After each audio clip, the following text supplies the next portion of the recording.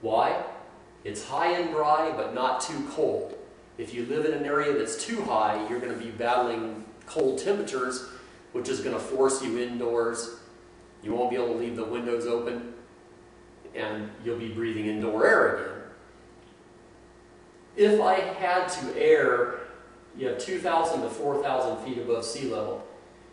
If I had to choose, I would go above 4,000 feet if I just couldn't move in the ideal range. This is just for me now. You have to test it on your own body. Again, I'm not talking with people with emphysema. People with emphysema, high altitudes usually aren't agreeable. Again, air. The worst outside air is usually better than the best indoor air. There's a company that I like, Rabbit Air, I believe they're called, I could be wrong, double check me, that has a slogan. It says, buy a filter or be a filter.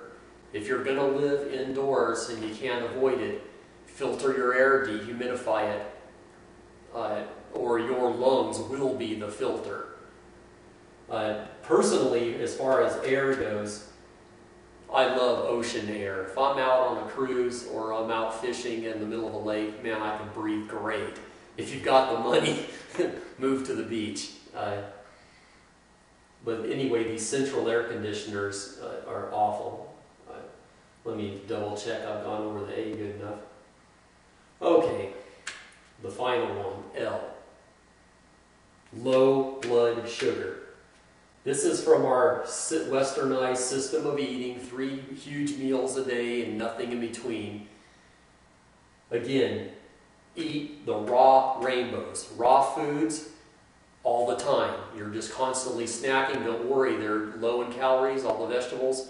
They're large volumes, so they take up stomach space, satiate your hunger. You want your blood sugar to be between 80 and 120. Personally, my blood sugar, when it gets to 80, I start having restricted airway passages. So I'm constantly snacking lightly, you know, on cherries, kiwis, celery. I try to eat at least 10 different vegetables and fruits a day.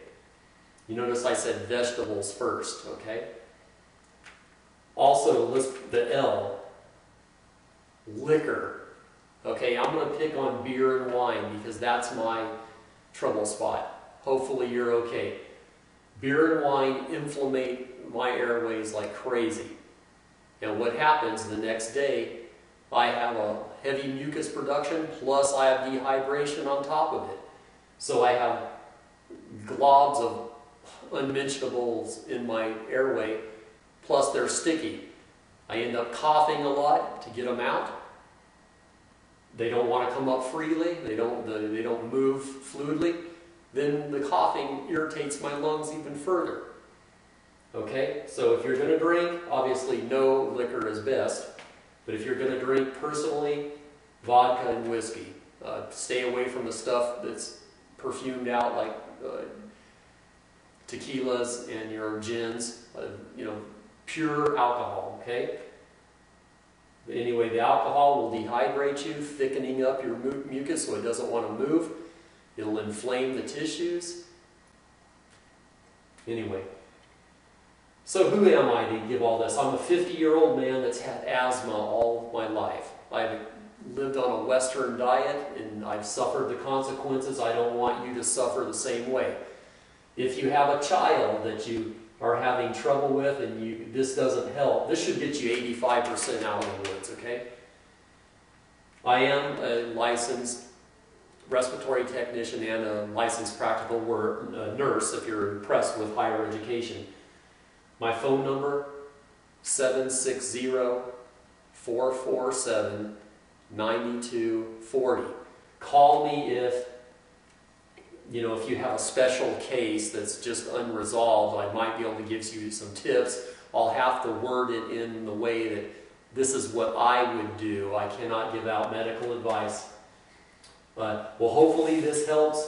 Hopefully you don't have to go through the bull crap that I had to with all the doctors and everything.